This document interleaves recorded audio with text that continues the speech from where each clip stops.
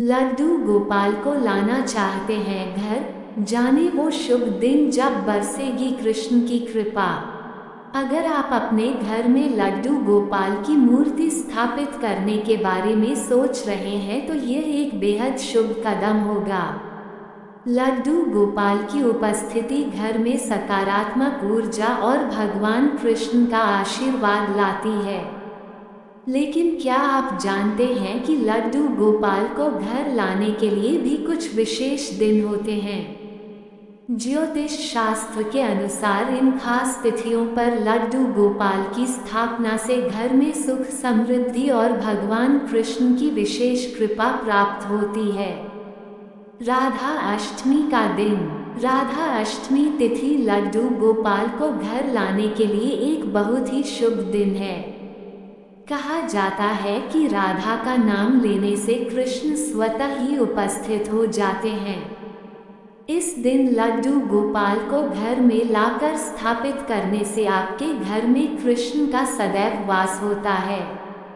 राधा अष्टमी भाद्रपद माह के शुक्ल पक्ष की अष्टमी तिथि को मनाई जाती है।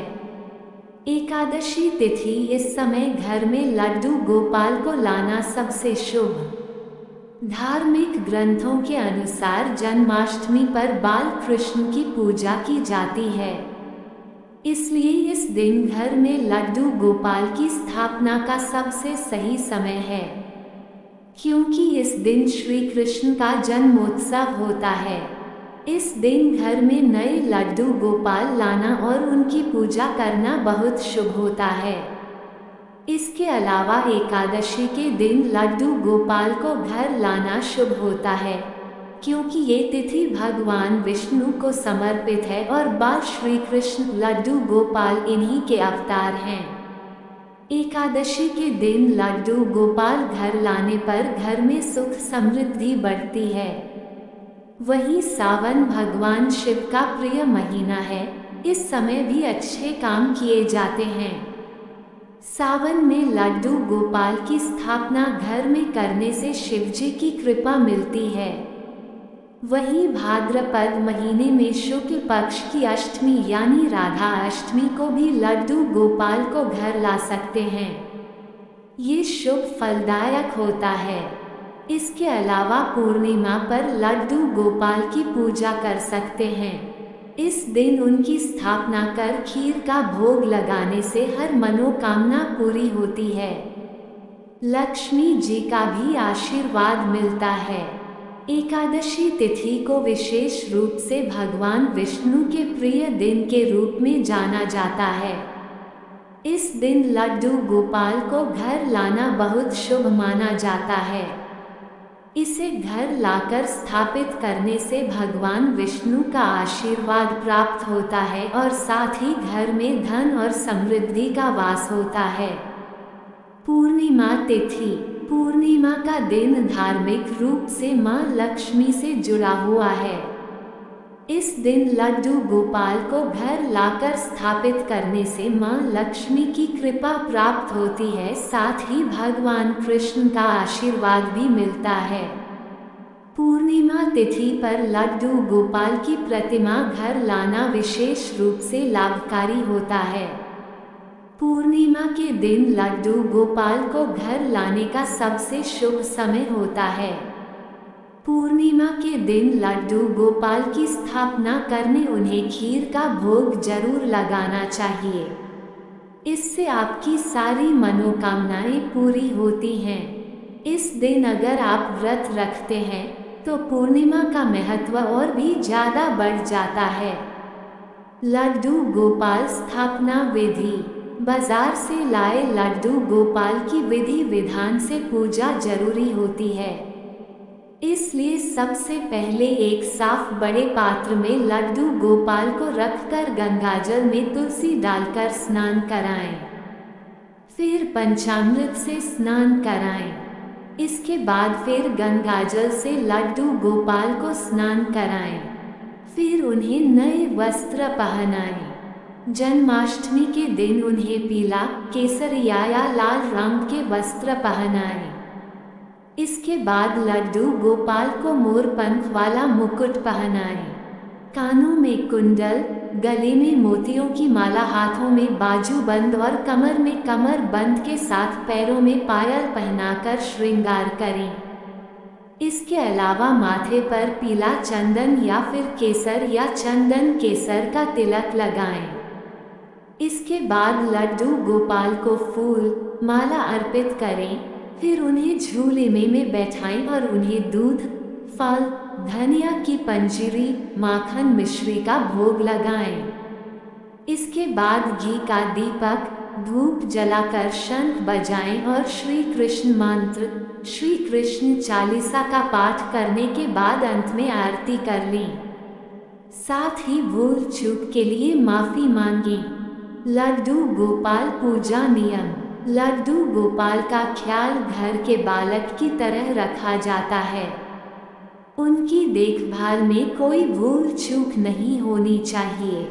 यदि आप जन्माष्टमी पर घर में लड्डू गोपाल स्थापित करने वाले हैं तो इन नियमों का पालन जरूर करें। दरअसल लड्डू गोपाल की जी पूजा और घर में उनकी देखभाल एक बच्चे स्वरूप की जाती है। लड्डू गोपाल जी को घर लाने पर वह बच्चे का रूप होते हैं। कहा जाता है कि घर के बाल गोपाल सदस्य के रूप में ही लड्डू गोपाल जी का ध्यान रखना चाहिए। उन्हें हर दिन स्नान कराना चाहिए। इसके बाद साफ सुथरे कपड़े पहनाने चाहिए। भाग को माखन मिश्री का भोग लगाना चाहिए। इसके साथ ही उन्हें चंदन का टीका लगाना चाहिए। घर में जो भी बना हो सबसे पहले उसका भोग लड्डू गोपाल जी को ही लगाना चाहिए। उन्हें लहसुन प्याज का भोग भूलकर भी नहीं लगाना चाहिए। इससे भगवान रुष्ट हो जाते हैं। दिन में 2 बार की जाती है पूजा। लड्डू गोपाल जी को एक संतान की तरह रखा जाता है। सुबह उन्हें प्यार से उठाने के बाद स्नान कराना चाहिए। इसके बाद उनका तिलक श्रृंगार करके कपड़े पहनाएं और पूजा अर्चना करें। दोपहर जिस तरह आपको आराम करने की आदत होती है उसी तरह लड्डू गोपाल जी को भी सुलाएं। शाम के समय उठने के बाद उन्हें घर में बनी हर चीज का भोग लगाएं। उनकी आरती और पूजा अर्चना करें। घर में हर चीज भगवान को करें अर्पित। घर में किसी भी नए काम शुरुआत करने के साथ ही श्री कृष्ण के बाल स्वरूप लड्डू गोपाल जी का आशीर्वाद लें। काम धंधे होने वाली कमाई को स्नेह पूर्वक उनके चरणों में रखें। लड्डू गोपाल को बच्चे की तरह ही बाहर घुमाने लेकर जाएं।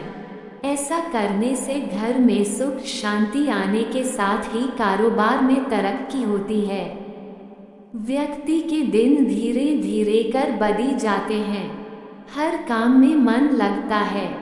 अगर इस जन्माष्टमी आप लड्डू गोपाल जी को घर ला रहे हैं तो नियम जरूर जान लें।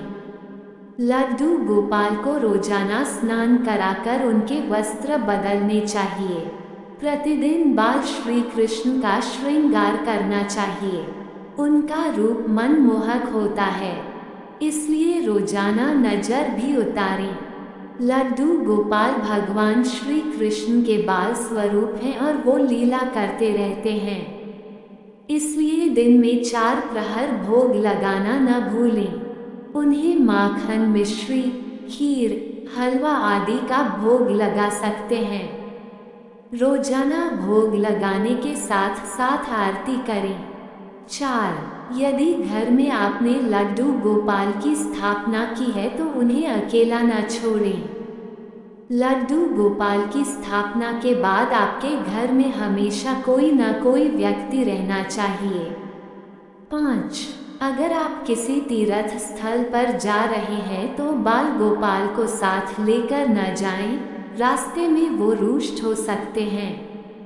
6. लड्डू गोपाल को रात को लोरी सुनाने के साथ साथ दूध अर्पित करना चाहिए। उनके लिए तकिया, चादर और मच्छरदानी रखना चाहिए जिससे उनकी नींद में कोई बाधा न आए।